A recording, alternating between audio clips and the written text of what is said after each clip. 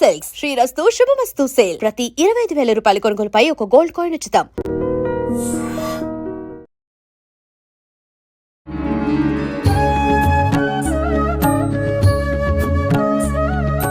నమస్కారం, welcome to I dream. ధర్మ మార్గం విత్ విజిత కార్యక్రమానికి స్వాగతం. ప్రస్తుతం మనతో పాటు ఉన్నారు శ్రీ విద్యా ఉపాసకులు గీతా కుమార్ గారు. ఇప్పుడు వారితో మాట్లాడదాం. నమస్తే అమ్మా. శ్రీమాత్రే నమః. నమస్తే మా. అమ్మ, చాలా వరకు ఈ మధ్య కాలంలో చూస్తూ ఉన్నాము, కొంచెం అమ్మవారు ఎలా అయితే చక్కగా కనిపిస్తారో నిండుగా ఒక బొట్టు, ఆ పట్టు వస్త్రాల్లో, అంటే మనం నిజంగా అమ్మవారిని చూడలేదు కానీ ఫోటోల్లో కానీ సినిమాల్లో ఇలా మనం అమ్మవారిని ఎక్కడ చూడాల్సి వచ్చినా ఒక రూపం ఎలా కనిపించిందో అలా ఆ రూపంతో మనం కనిపిస్తే ఇంకా మేమే అమ్మవారు అనే భావనతో చాలామంది బిహేవ్ చేస్తున్నారు ఈ మధ్యకాలంలో.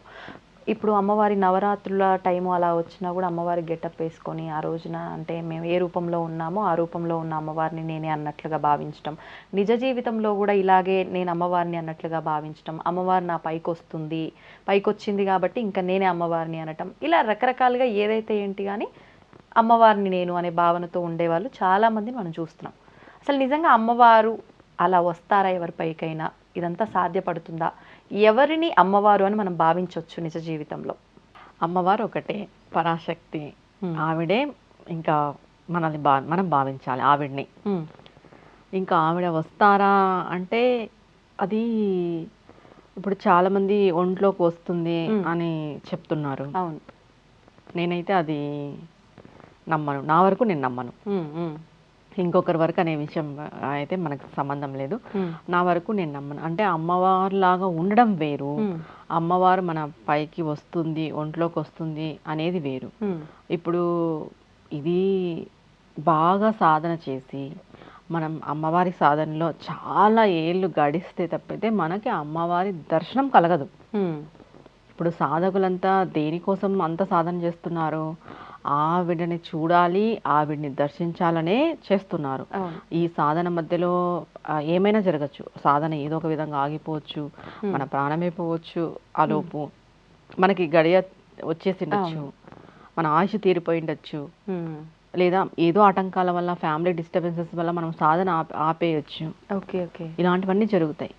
మనం సాధనలో చాలా ముందుకి, అంటే మనం చచ్చే వరకు సాధన చేస్తే ఏదో ఒక రోజు అమ్మవారు నిదర్శనం మనకు కనిపిస్తుంది, దర్శనం ఇస్తుంది. అమ్మవారు అయితే అమ్మవారు ఇవ్వదు అని నేను చెప్పాను. ఖచ్చితంగా అమ్మవారు దర్శనం ఇస్తుంది.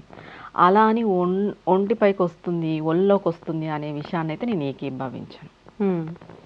ఒక వైబ్రేషన్ ఉంటుంది అమ్మవారిని కొలిచే వాళ్ళ దాంట్లో, ఒక వైబ్రేషన్ ఉంటుంది. ఒక వైబ్రేషన్ వచ్చి మనకి ఒళ్ళు ఊగుతుంది, దాన్ని ఒంట్లోకి రావడం అని అనుకుంటున్నారు తప్ప అది అక్కడ ఉన్న పాజిటివ్ వైబ్రేషన్ కావచ్చు. ఆ వైబ్రేషన్ వల్ల మనకు అనిపిస్తుంది తప్ప అమ్మవారైతే ఒంట్లోకి రావడం అనేది జరగదు. ఇది నా వరకు నేను చెప్పే సమాధానం అయితే ఇదే. ఎందుకు ఇది అంటే చాలా మంది ఆడవాళ్ళు మానసికంగా లోనైపోయి ఉంటారు అనమాట. ఇంట్లో ఎవరు పంచుకునేకి లేక, చెప్పుకోవడానికి లేక, ఇలా మానసికంగా లోనైపోయినప్పుడు వాళ్ళు ఏదైనా ఒక దేవస్థానానికి వెళ్ళినప్పుడు, ఏదైనా ఇలాంటి ప్లేసెస్కి వెళ్ళినప్పుడు అక్కడ ఎనర్జీ, పాజిటివ్ ఎనర్జీ హెవీ అయిపోయి ఒక వైబ్రేషన్ వచ్చేసి వాళ్ళు అలా బిహేవ్ చేయడం జరుగుతుంది అని మనం సైకలాజికల్గా, సైంటిఫిక్గా చెప్పబడుతుంది. ఇప్పుడు ఎగ్జాంపుల్ చెప్పాలంటే అపరిచితుడు మూవీ, ఇట్లా అనగానే మారిపోతారు. మల్టీ పర్సనాలిటీ డిజార్డర్ అంటాం కదా, ఇది కూడా ఒక పార్ట్లో చూసుకుంటే ఆ టైపే వస్తుంది. కానీ మనం ఏం చేస్తున్నాం, అమ్మవారు వచ్చేసిందని. ఇప్పుడు చాలా మంది అమ్మవారు వస్తే చుట్టుపక్కల వాళ్ళకి చెప్తుంటారు, మీరు ఇలా, మీకు ఇలా జరుగుతుంది, అలా జరుగుతుంది అని. ఆల్రెడీ వాళ్ళకి తెలిసి ఉంటుంది, ఎందుకంటే చుట్టుపక్కల వాళ్ళు ఉంటారు, వాళ్ళ సమస్యలు వాళ్ళతో చెప్పుకొని ఉంటారు. అవునా కదా? లాజికే. కొత్తగా పోయి మనం ఒక్కటే బాగా గుర్తుపెట్టుకోండి, ఎవరికైనా ఉండే సమస్య ఫైనాన్షియల్ సమస్య, ఎవరికైనా ప్రతి ఒక్కరికి ఉండే సమస్య మానసిక ఆందోళన, మానసిక సమస్య, ఆరోగ్య సమస్యలు, ఇంట్లో అశాంతి, శాంతి లేకపోవడం సహజంగా ప్రతి ఒక్క కుటుంబంలో ఇవి ఉంటాయి. ప్రతి ఒక్క సంసారంలో ఇది ఉంటుంది. ప్రతి ఒక్క మానవుడు, వ్యక్తి, మనిషి జన్మ ఎత్తినవాడు ఇవి ఖచ్చితంగా ఫేస్ చేస్తాడు. వీటిని ఆసరా తీసుకొని మీకు ఈ సమస్య ఉంది, మీకు ఫైనాన్షియల్ సమస్య ఇలా ఉంది అంటే నువ్వేమనుకుంటావు? అవును నిజమే, ఆవిడ చెప్పింది నాకు ఫైనాన్షియల్. ఎందుకంటే ప్రతి ఒక్కరికి ఉంది ఈ కాలంలో. ఎవరికి ఏ సమస్య లేదు చెప్పు, దాన్ని బట్టి వాళ్ళు చెప్తున్నారు. అవునా కదా? ఇంకా ఆవిడకి ఒంట్లోకి వస్తే ఇంటి చుట్టుపక్కల వాళ్ళంతా వచ్చి కూర్చుంటారు, మాట్లాడతారు. ఆల్రెడీ వాళ్ళ గురించి ఆవిడకి తెలిసి ఉంటుంది. అవును. అదే ఆవిడ చెప్తుంది. దివ్య దృష్టి వేరు, ఒంట్లోకి రావడం వేరు. జాతకం దివ్య వేరు, దృష్టి ఇది ఒంట్లోకి నమ్మొచ్చు రావడం అంటారా? వేరు. నమ్మొచ్చు. దివ్య దృష్టి సాధన పరంగా వస్తుంది. బాగా సాధన చేస్తే, నువ్వు కుండలి జాగృతి చేస్తే వస్తుంది. ఊరికే రాదు దివ్య దృష్టి అనేది. సిక్స్త్ సెన్స్ అనేది మనకి కళ రూపంలోనో ఏదైనా ఇండికేషన్ రావడమో, మనకి ఏదైనా జరిగే ముందు ఇండికేషన్ వస్తుంది. అలాంటివన్నీ సాధన పరంగా వస్తాయి.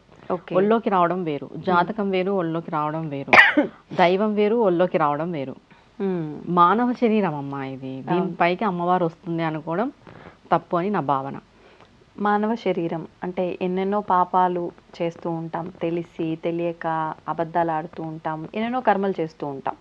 మరి పైకి రాలేదు అలా అని చెప్పించను లేదు అన్నప్పుడు సాక్షాత్తు కనిపించింది అని చెప్తుంటారు కొంతమంది. అమ్మవారు నాకు ప్రత్యక్షమైంది, స్వామి నాకు ప్రత్యక్షమయ్యాడు, నాకు ఏదో ఇలా చెప్పారు, లేదంటే ఏదో చూపించారు, ఇలాంటివన్నీ వింటూ ఉన్నాం ఈ మధ్య కాలంలో. ఇదంతా ఏంటి, అలా జరుగుతుందంటారా? మనం ఉన్నాం కదా, మీకు భక్తి లేదు అయినా మీకు దేవుడు కల్లోకి వస్తున్నాడు. ఎందుకు వస్తాడు?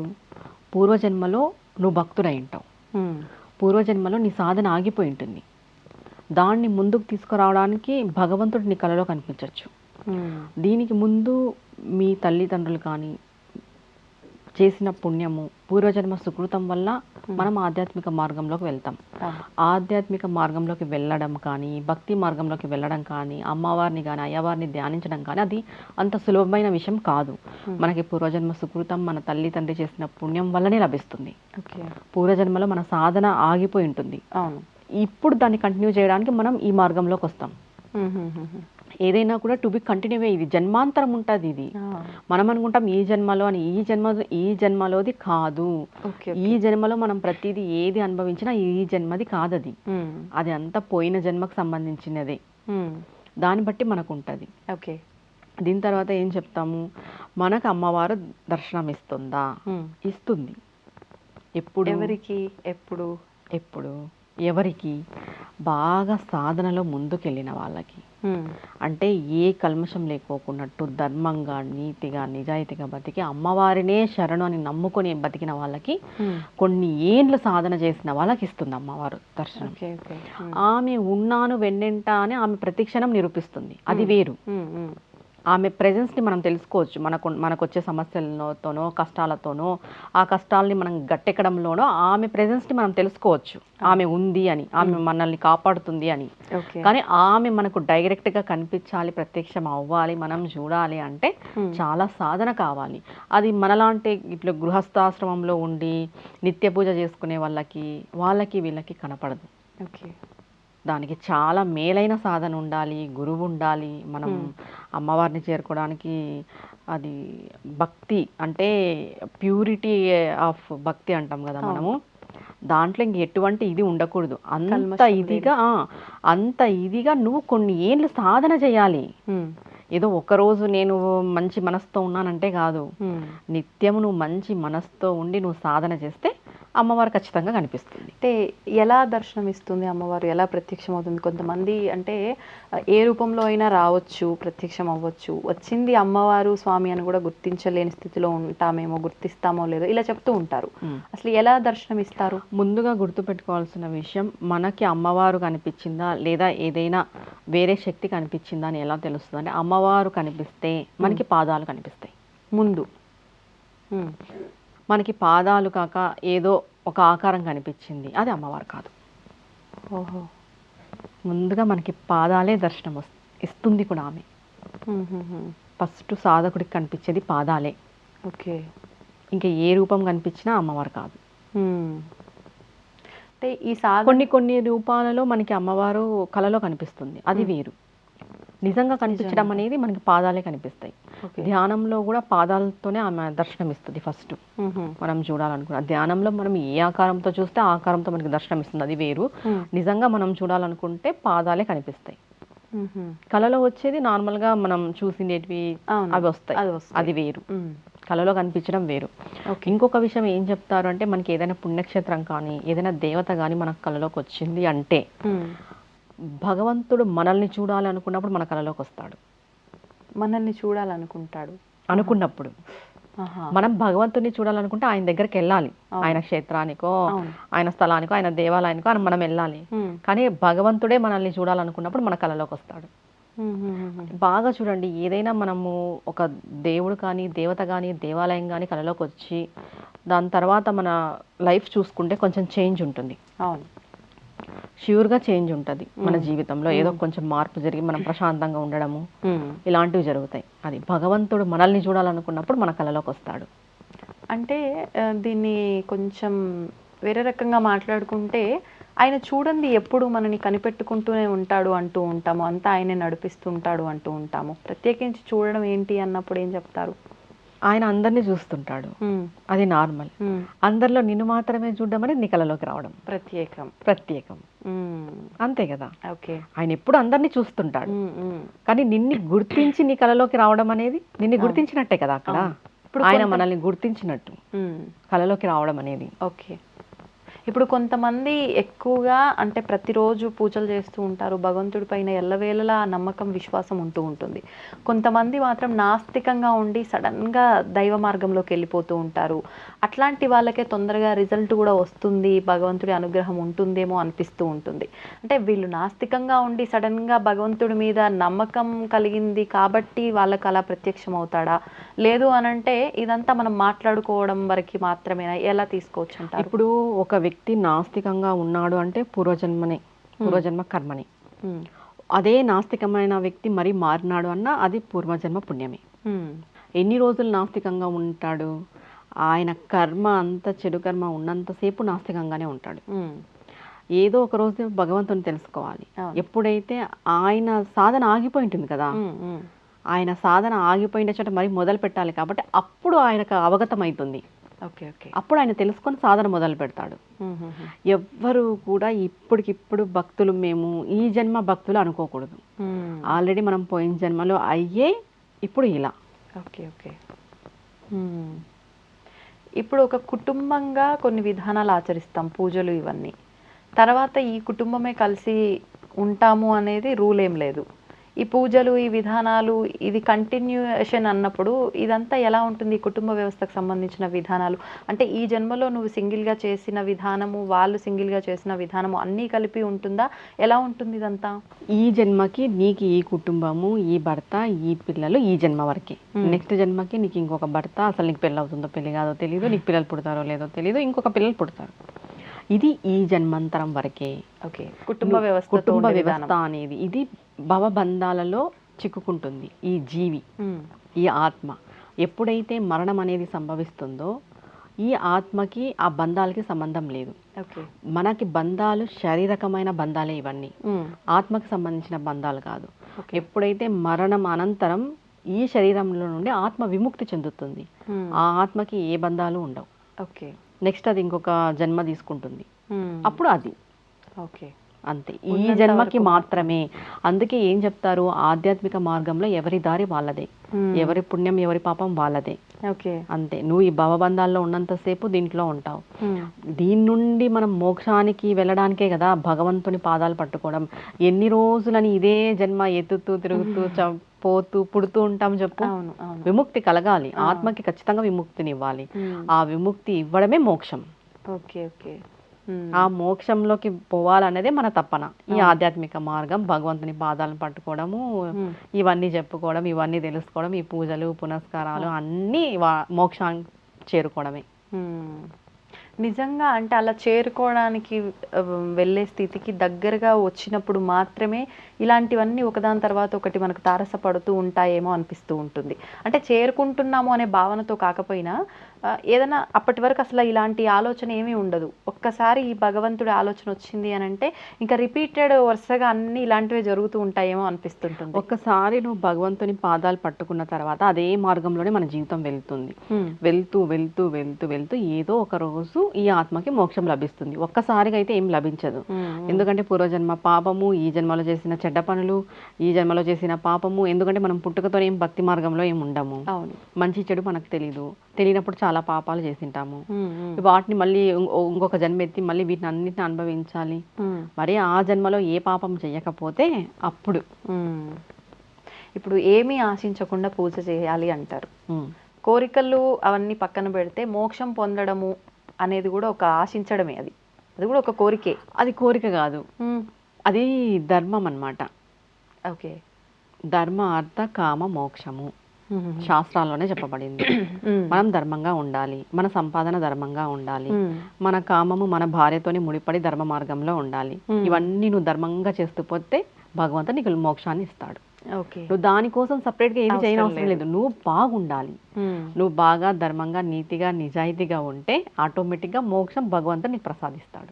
ఓకే. దాన్ని అడగాల్సిన అవసరం లేదు, మనం ఉండే జీవన విధానంలో ఉంటుంది. ఇప్పుడు మనం నిత్యము ఆచరించే విధానాల్లో అయితే మనం ధర్మంగా ఉన్నామా అధర్మంగా ఉన్నామా అదంతా పక్కన పెడితే భగవంతుడి, ఇప్పుడు మనం స్టార్టింగ్లోనే మాట్లాడుకున్నట్టు నా పైకి భగవంతుడు వచ్చాడు అని కొంతమంది దాన్ని డబ్బుగా అవకాశాన్ని చేసుకునేవారు చాలామంది ఉన్నారు.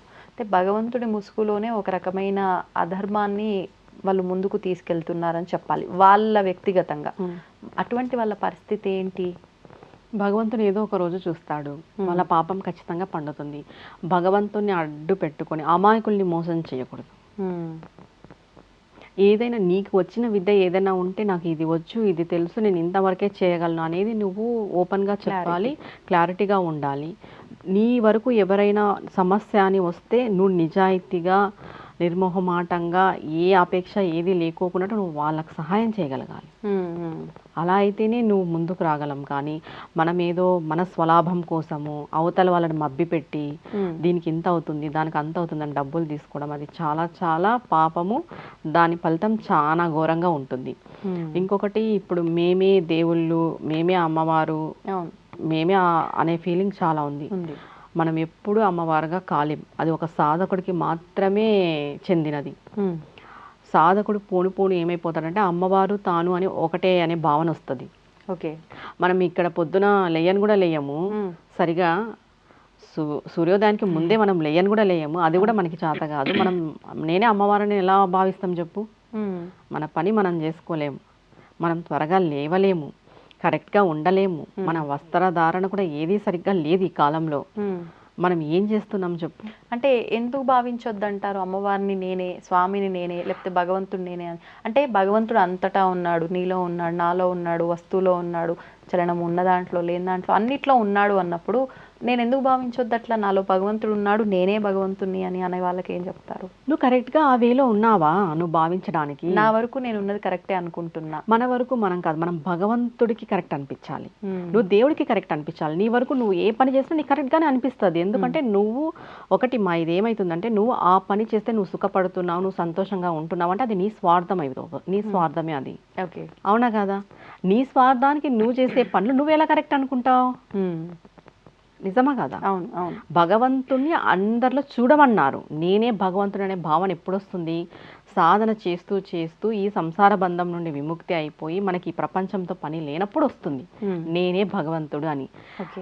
ఆఖరికి సాధకుడు కోరుకునేది కూడా అదే, కానీ అది సాధకులకి వర్తిస్తుంది. నువ్వు పొద్దున నువ్వు పొద్దున్నే లేయలేవు, అర్లీ మార్నింగే నువ్వు లేయలేవు, ఏది నువ్వు కరెక్ట్గా లేవు, నువ్వు ఎలా అమ్మవారు అయిపోతావు? అవునా కదా? ఇంకొక విషయానికి వస్తే నీకు డిసిప్లిన్ లేదు, నీకు మనుషులతో ఎలా మాట్లాడాలో తెలీదు, నీకు సరిగ్గా విచక్షణ లేదు, జ్ఞానం పైన అవగాహన లేదు, శాస్త్రాల పైన పట్టు లేదు, నువ్వెట్లా అమ్మవారు అయిపోతావు? అమ్మవారు ఏమేం చేసింది చెప్పు? అసురులతో యుద్ధం చేసింది, తన భర్తని తను పొందడానికి ఎన్నో యుగాలు తపస్సు చేసింది. ఇప్పుడు భర్త ఒక మాట అంటే నువ్వు భర్తతో వదిలేసిపోతున్నావు, ఇంట్లో వదిలిపెట్టిపోతున్నావు. అవునా కదా? పార్వతీదేవి తన భర్త కోసం కొన్ని యుగాలు తపస్సు చేసింది, మహాదేవుడే కావాలి నాకని. ఇప్పుడు భర్త ఒక మాట అంటేనే మనం ఇల్లు వదిలేసిపోతున్నాం. ఇంక మనం ఎక్కడ దేవుడు అవుతాం, మనం ఎక్కడ అమ్మవారు అవుతాము? అమ్మవారిలాగా ఉండాలి అని అంటే ఆమె వస్త్రధారణ వేషధారణ నువ్వు అలవాటు చేసుకో.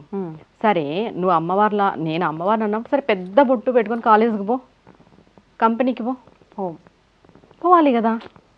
నువ్వు అమ్మవారు అయినప్పుడు నువ్వు పోవాలి కదా, చేతి నిండుగా గాజులు వేసుకొని నువ్వు పో. దాంట్లో నీకు అమ్మవారు గుర్తు రాదు, దీనిలో ఎందుకు గుర్తు వస్తుంది? ఇప్పుడు నువ్వు అమ్మవారు అని భావన చేసినప్పుడు అంతా అలాగే ఉండాలి, పెద్ద బొట్టు పెట్టుకోవాలి, డైలీ చీర కట్టుకోవాలి, గాజులు వేసుకోవాలి చేతి నిండుగా. మళ్ళీ అవన్నీ చేయలేనప్పుడు నువ్వు ఎట్లా అమ్మవారు అవుతావు?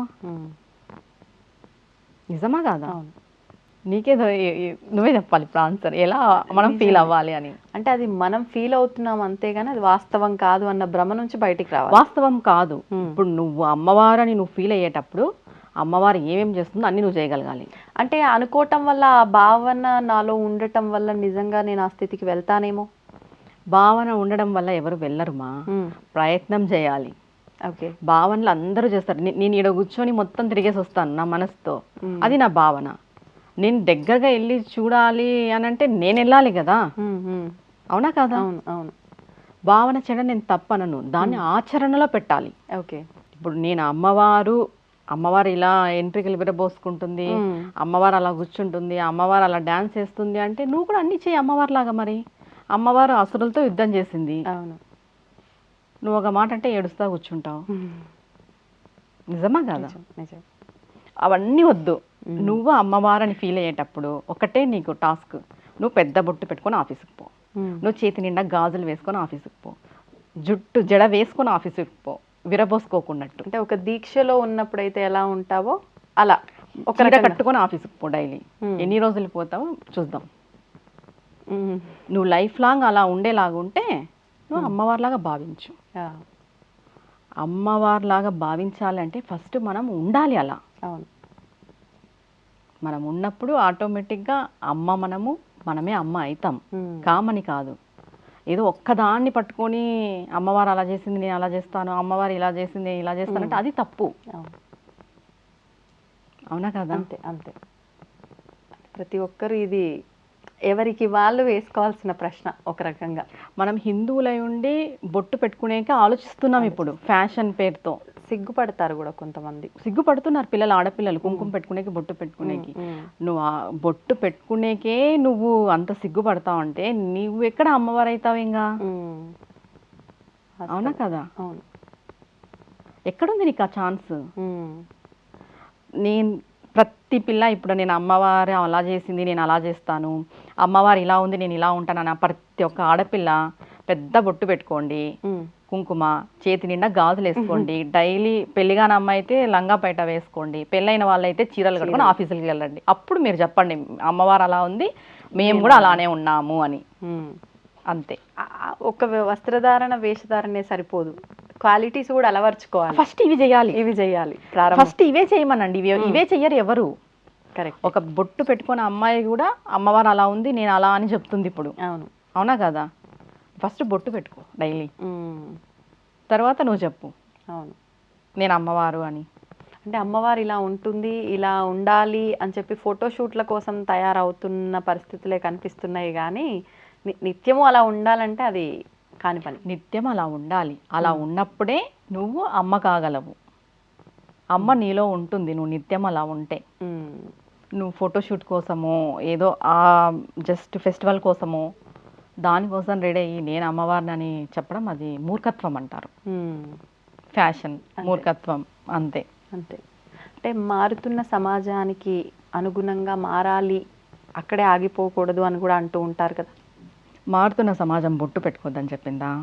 పెట్టుకోవచ్చు, కానీ ఇప్పుడు ఉన్న పరిస్థితుల్లో అంత పెద్ద బొట్లు పెట్టుకుంటే ఒకటి నేను ఏం చెప్తాను, మనమే ఇన్సెక్యూరిటీగా ఫీల్ అవుతున్నాం ఇక్కడ.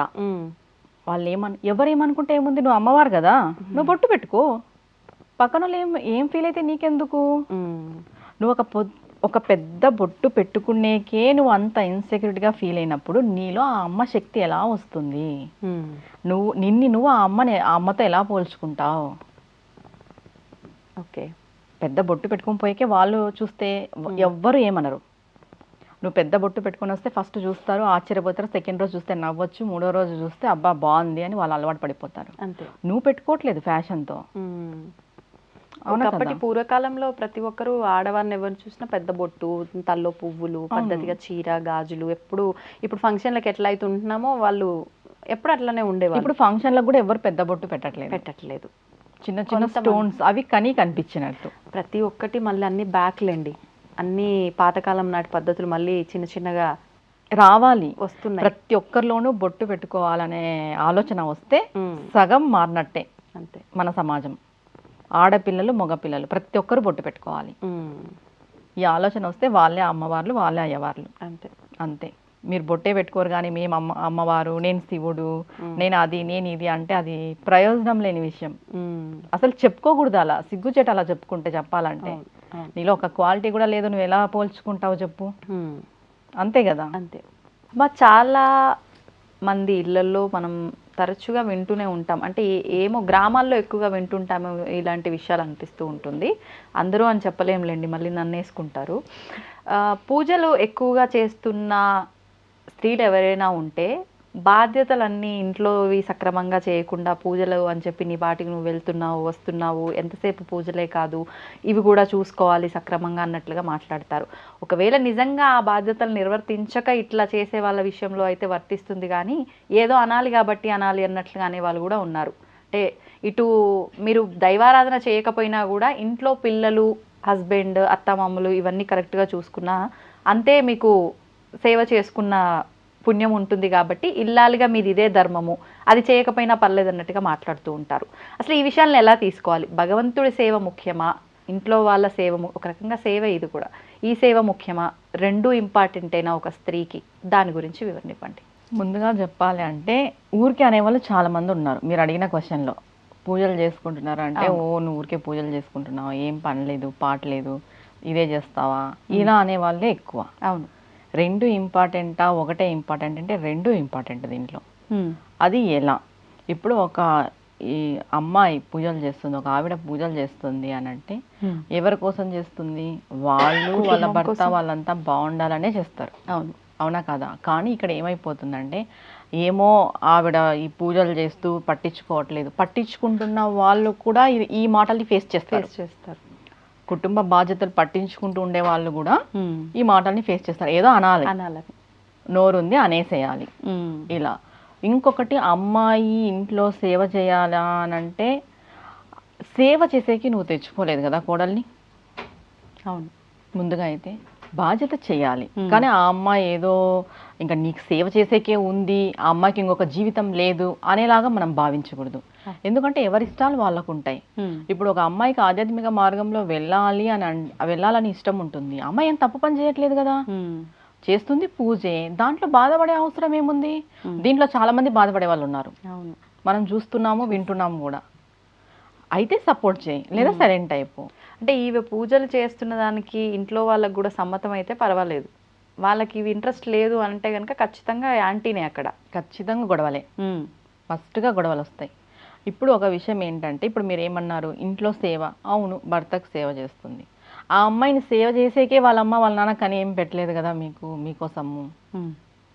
ఇంటి బాధ్యతలు నిర్వర్తించాలి. ఇంటి బాధ్యతతో పాటు దేవుడి సేవ చాలా చాలా ముఖ్యం, చాలా ఇంపార్టెంట్ కూడా. లేదు ఇప్పుడు మనం అంటాము భర్తకి పిల్లలకు సేవ చేసుకుంటే అదే పుణ్యం ఉంటుంది, నేను లేదని చెప్పాను. ఇప్పుడు భర్త సైకో, సాడిస్టు అలా అయితే ఏం సేవ చేసుకుంటుంది అమ్మాయి? భర్త మారాలని పూజ చేయాల్సిందే కదా ఖచ్చితంగా. లేదు నువ్వు భర్తకే సేవ చేయి, ఆ భర్త మారుతాడు, నువ్వు పూజ చేయొద్దు అంటే అవుతుందా? కానీ అలానే చెప్తారుగా పెద్దవాళ్ళు. ఎక్కడ మారుతున్నారు? భర్త మారట్లేదు కదా. ఇప్పుడు భర్త మారాక అమ్మాయి ఏదో ఒక పూజ చేయాలి. అవును, దైవానుగ్రహం అవసరం ఖచ్చితంగా. దైవానుగ్రహం లేనిదే నువ్వు ఊరికే ఇక్కడ సేవ చేసుకుంటూ ఉండు అని చెప్పడం కూడా కరెక్ట్ కాదు అది. ఇది ఎంత అవసరమో అది కూడా అంతే అవసరం. ఇక్కడ ఎలా చెప్పారంటే, ముందు కాలంలో చాలా పెద్ద పెద్ద ఫ్యామిలీస్ కాబట్టి ఈ పూజలకి అంత వెసులుబాటు ఉండదు చేసుకోవడానికి పెట్టుకోవడానికి. అప్పుడు ఏం చెప్పారు, పతియే ప్రత్యక్ష దైవం అని, ఇంట్లో పనులు చేసుకుంటే చాలని ఇలా చెప్పారు. ఎందుకంటే అప్పుడు పనులు ఎక్కువ, మనుషులు ఎక్కువ, అంతా ఎక్కువ. ఇప్పుడు మనమే నార్మల్ ఫ్యామిలీ, చిన్న కుటుంబం హ్యాపీగా చేసుకోవచ్చు. ఇప్పుడు ఇంట్లో సేవ చేస్తే దేవుడికి ఇదవుతుందా అని అంటే, నువ్వు మనస్ఫూర్తిగా ఏ సేవ చేసినా దేవుడికి ఇదవుతుంది, నేను ఆ విషయం లేదనను. నీకు ఇంట్లో పూజ చేసుకునేకి అంత అవైలబిలిటీ ఉంది, నువ్వు అన్నీ చేసాక అవైలబిలిటీ ఉన్నా నువ్వు చేసుకోలేకపోతే అది మిస్టేకే కదా. ఇప్పుడు నువ్వు పూజలు చేస్తుంటే మీ ఇంట్లో వాళ్ళు సపోర్ట్ చేస్తున్నారు, హ్యాపీగా చేసుకో అంతే. అంత బాగుండి చేసుకోకపోవడం తప్పు. ఇది ఎవరికి పెట్టారు? సపోర్ట్ చేయని వాళ్ళకి పెట్టారు. ఇప్పుడు ఇంట్లో నీకు అత్త మామ మొగుడు సహకరించరు నువ్వు పూజలు చేసుకోవడానికి, వాళ్ళకి చేసిందే నీకు సేవ అంటే అప్పుడు చేయొద్దా? సహకరించకపోతే ఇంకేం చేస్తుంది? అప్పుడు వాళ్ళకి చేసిందే సేవ కింద వస్తుంది, సాయుధ్యం అంటారు దాన్ని. ఓ ఇంకా ఆప్షనే లేదు నాకు పూజ చేసుకోవడానికి అన్నప్పుడు మాత్రమే ఇది వాళ్ళ సేవనే ఆరాధనగా భావించుకోవాలి. భావించుకోవచ్చు. అంతే. ఏ సేవ అంటే వాళ్ళదనే కాదు, నువ్వు బయట ఎవరికి పెద్దవాళ్ళకి సేవ చేసినా దానం చేసినా ప్రతిదీ ఆ ఆరాధన కిందనే వస్తుంది. ఓకే. ఇంట్లో వాళ్ళదనే కాదు, నీకు అస్సలు పూజ చేసుకునే ఆప్షన్ లేకపోతే, నీకు పూజ చేసుకునే ఆప్షన్ ఉండి నువ్వు చేయలేకపోవడం తప్పు. ఓకే. ఇప్పుడు ఏమంటారంటే మనం నిత్యము ఒక పని క్రమం తప్పకుండా చేస్తూ ఉంటే అది భగవంతునికి చేరుతుంది అంటారు. అది ఎప్పుడు చేరుతుంది భగవంతునికి? నీ మనసులో భగవంతుడు ఉన్నప్పుడు చేరుతుంది. ఇప్పుడు మీ ఆయనకే నువ్వు చేస్తున్నావు, మీ ఆయనలో నువ్వు భగవంతుని చూస్తేనే అది చేరుతుంది. నువ్వు మీ ఆయనకి నిత్యము సేవ చేస్తున్నావు, మీ అత్తమ్మకి నిత్యము సేవ, నువ్వు తిట్టుకుంటా చేస్తే ఏం ప్రయోజనం వచ్చే ఆ సేవ? అవును, తిట్టుకుంటా చేయకూడదు కదా. నువ్వు మనసులో భగవంతుని పెట్టుకొని చూసే ప్రతి మనిషిలోని భగవంతుని చూస్తే ఆ సేవ భగవంతునికి పోతుంది. అంత మనకుందా? అంత సాధనా పరులా మనము? కాదు కదా. అందుకే సపరేట్గా పూజలు కూడా చేయాలి అన్నారు. అంత మన మనసు నిలబడలేదు. అవును, ఒక మనిషిలో భగవంతుని చూసే అంత మనస్సు ఎందుకంటే ఏ అత్తో ఏ మామో ఏమో కూడా నేను ఏదో ఒకటి అని అంటాడు ఖచ్చితంగా. అది నీకు వస్తుంది చూసేటప్పుడు. చాలా చోట్ల చూస్తుంటాము, ఎంత రాచి రాంపాలు పెట్టింది మా అత్త, ఈరోజు నేనే చూస్తున్నాను. ఆ నేనే చూస్తున్నానని అహం కూడా ఉండకూడదు, నేనే సేవ చేస్తున్నానని అహం కూడా ఉండకూడదు. ఆ స్థాయికి మనం లేము కాబట్టి ఖచ్చితంగా పూజలు అనేటివి ప్రతి ఇల్లాలు ప్రతి స్త్రీ చేసుకోవాలి. ఆ స్త్రీకి పూజలు అవసరం లేదు, భర్తకు ఒకటే సేవ చేస్తే చాలు. సరే, ఈ జన్మలో ఈ భర్త నీకు రాస్తున్నాడు, నువ్వు కొంచెం పుణ్యము పురుషార్థం సంపాదించుకోవాలి కదా నెక్స్ట్ జన్మకి. అవునా కాదా? కొంచెం ఆధ్యాత్మిక జ్ఞానం సంపాదించుకోవాలి. ఆధ్యాత్మిక జ్ఞానం సంపాదించుకోవాలన్నా నువ్వు ఏదో ఒక ఆధ్యాత్మిక మార్గంలోకి వస్తేనే చేయగలవు. కానీ మీరు అన్నట్టుగా ఇందాక అంటే భగవంతుడి రూపాన్ని ఇక్కడ చూసుకోమన్నారు కదా, ఒక రకంగా ఈ సేవ మనం చేస్తున్నది ఫిజికల్గా ఒక అంటే మనలాగా ఉన్న సామాన్యుడికి అయినా మనం భావించేది భగవంతుడిలా కదా, అది ఆ పుణ్యం మన కోసం అవ్వదా? అవుతుంది, నువ్వు చూడాలి కదా. అట్లా ఏం మొగుడు నేను ఏదో ఒక రోజు తిట్టింటాడు, నీ హస్బెండ్ నిన్ను తిట్టింటాడు, నిన్ను కొట్టింటాడు, నువ్వు మరుసటి రోజు భగవంతుడి లాగా చేస్తావా? ఏదో చేయాలని చేస్తావా? అంతే, తప్పదు కాబట్టి చేస్తావు. ఏమి అన్నా ఏం చేసినా నువ్వు భగవంతుడి లాగైతే నువ్వు చేయవు కదా. ఏదో ఎందుకు మనం మానవులమ్మా, ఈర్ష, ద్వేషం, కోపం, స్వార్థం ఇవి సహజంగా ఉంటాయి. అవును. అలాంటప్పుడు నిత్యము నువ్వు చేసింది భగవంతుని సేవ కాదు, నువ్వు తాత్కాలికమైన సేవే చేస్తున్నావు. అవును. ఇప్పుడు అత్తమామలకి సేవ చేస్తుంటారు, తిడుతూ చేస్తుంటారు చాలా మంది, అది భగవంతునికి ఎలా చేస్తుంది? భారంగా చేస్తారు, అది భగవంతునికి ఎలా చేరుతుంది? నువ్వు తిడుతూ చేసే సేవ నీకు ఇంకా పాపాన్నే ఇస్తుంది, నువ్వు చేయకపోయినా పర్వాలేదు, అది అలాంటిది. అవునా కదా. అవును. నువ్వు ఒక మనిషిని ఏమి అనుకోకున్నట్టు ఊరికే ఉన్నా ఇబ్బంది లేదు, నువ్వు అన్ని అనేసి చేసేది ఏం ప్రయోజనం వస్తుంది? అలా ఆ స్థాయికి మనం లేము కాబట్టి పూజలు కూడా అవసరం. మనసు పెట్టి భగవంతుని మాత్రమే మనం పూజిస్తాం. మనుషుల్లో ప్రతిరోజు భగవంతుని చూసేంత గుణానికి మనం ఎదగలేదు. ఒప్పుకుంటారా? ఒప్పుకోరా? నిజం, వాస్తవమైన విషయం ఇది. ప్రతిరోజు నువ్వు తిరిగే వ్యక్తిలో ఏదో ఒక రోజు నీకు ఏదో ఒకటి నీకు తగులుతుంది, తెలుస్తాయి, లోపం అనేది కనిపిస్తుంది మనిషిలో. నువ్వు లోపాన్ని ఎత్తుకుతావు ఖచ్చితంగా. ఏ లోపము ఎత్తుక్కోకున్నట్టు నువ్వు జీవించు, అసలు నువ్వు మనిషి జన్మనే ఎత్తావు. అవునా కాదా? అవునవును. అట్లా ఆ స్థాయికి మనం లేము కాబట్టి మనకి పూజలు, వ్రతాలు, నోములు ఖచ్చితంగా చేసుకోవాలనే పెట్టిండేది కూడా ఆడవాళ్ళకి. ఊరికే భర్త సేవ చేసుకొని అత్తమామ సేవ చేసుకుంటే ఏదో అయిపోతుంది, ఇవన్నీ అవసరం లేదని కాదు, అన్నీ అవసరమే.